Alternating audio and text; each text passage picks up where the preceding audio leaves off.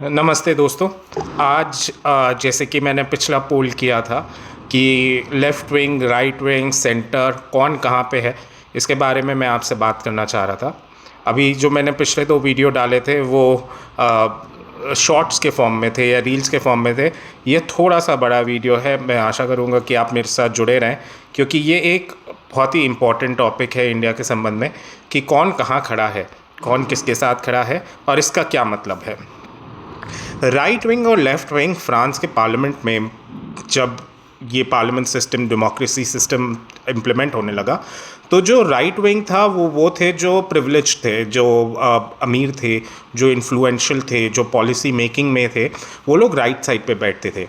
और left side हुआ करता था, वो रिप्रेजेंटेशन था लोगों का, लोगों के बीच में से, आम जनता में से चुन के आने वाले या उनके पसंदीदा लोग या उनके भेजे हुए लोग लेफ़्ट में बैठते थे। ऐसे राइट विंग और लेफ़्ट विंग का उस टाइम पे सिस्टम चालू हुआ या एक समझ आने लगी कि ये राइट विंग है या ये लेफ़्ट विंग है।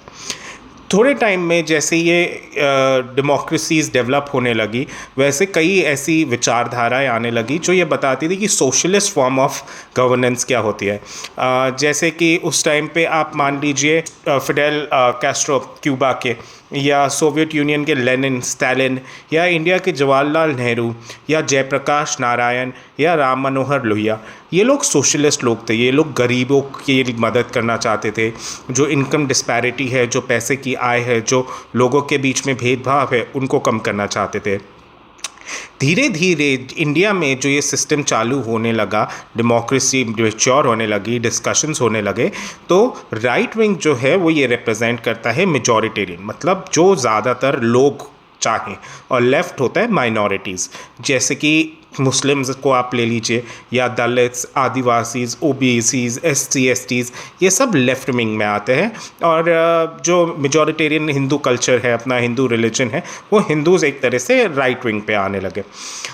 जो राइट विंग और लेफ़्ट विंग है, ये पैसे की अगर आय के हिसाब से देखें तो राइट विंग अमीरों के हिसाब से होता है कि कैपिटलिस्ट फॉर्म ऑफ गवर्नेंस, जहाँ पे आप चाहते हैं कि बड़े व्यापारी फ्लरिश करें, उनके साथ में उनके जो कर्मचारी हैं, उनके जो मैनेजर्स हैं, उनकी जो वर्किंग क्लास है, वो डेवलप करें। और लेफ़्ट ये होता है कि नहीं, जो लेबर राइट्स के रिगार्डिंग कह लीजिए, या गरीब ले लीजिए, या जो एम्प्लॉयड है, उनके हक के हिसाब से।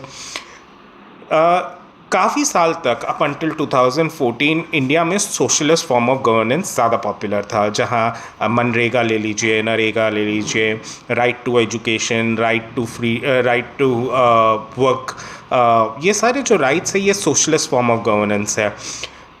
2014 से लेके 2020 करीब तक बीजेपी सरकार जब आई, तो उन्होंने सोशलिस्ट रिफॉर्म्स ज़्यादा किए यहाँ की, जैसे कि आप मान लीजिए फ्री का राशन देना, या पानी पहुँचाना, या टॉयलेट्स बनवाना, जो आम जनता के मुद्दे थे उनको लिया उन्होंने शुरू में। धीरे धीरे जो उनका जो असली जो एजेंडा था वो मालूम होने लगा। जो असली एजेंडा है आरएसएस का, मेजॉरिटेरियन हिंदुत्व, हिंदू राज, ये एक राइट विंग पे आता है। ऐसे समय में जहाँ पे इतना ज़्यादा राइट विंग का प्रोपोगंडा हो गया, उनके जो प्रेजेंस है वो सुप्रीम कोर्ट से लेके पार्लियामेंट तक इतनी इन्फ्लुएंशियल हो गई है, वहाँ पे कोई अगर गरीब की बात करे, या सोशलिस्ट की बात करे, या निचली जाति की बात करे, तो वो काफ़ी लेफ़्ट साउंड करता है, जबकि वो होता नहीं है। अगर आप सेंटर पे खड़े होकर आज प्रदूषण की भी बात करते हैं, तो आप लेफ़्ट साउंड करते हैं।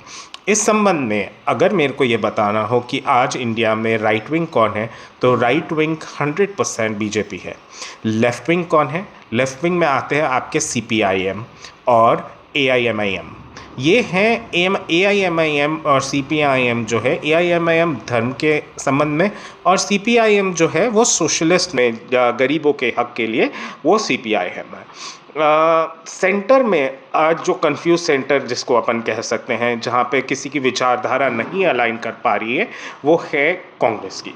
आज कांग्रेस के लिए क्यों इतना मुश्किल हो गया है किसी को ये कन्विंस करना कि दोनों तरफ आप काफ़ी समय, लंबे समय के लिए ना आप पूरा राइट विंग हो सकते हैं, ना पूरा लेफ्ट विंग हो सकते हैं, आपको बीच में अलाइन करना पड़ेगा। आज जब सब लोग इतने विचार अपने स्ट्रॉन्ग कर लिए हैं कि या तो आर या पार, या तो मंदिर बनेगा या कुछ नहीं, या तो मस्जिद बनेगा या कुछ नहीं। ये ऐसी विचारधारा के वजह से जो भी ये बोले कि वहाँ हॉस्पिटल होना चाहिए या वहाँ एजुकेशनल इंस्टीट्यूशन होना चाहिए, वो आपको लेफ्ट विंग साउंड करता है, क्योंकि आज इतनी ज़्यादा राइट विंग आइडियोलॉजी पॉपुलर हो गई है। इसके संबंध में अगर आपके पास में और भी कोई क्वेश्चंस हो तो आप मेरे को ज़रूर बताइएगा, क्योंकि लेफ़्ट विंग राइट विंग जब तक आप नहीं समझ पाते हैं, जब तक आप आइडियोलॉजी नहीं समझ पा रहे हैं किसी पार्टी की, आप अलाइन कैसे कर सकते हैं।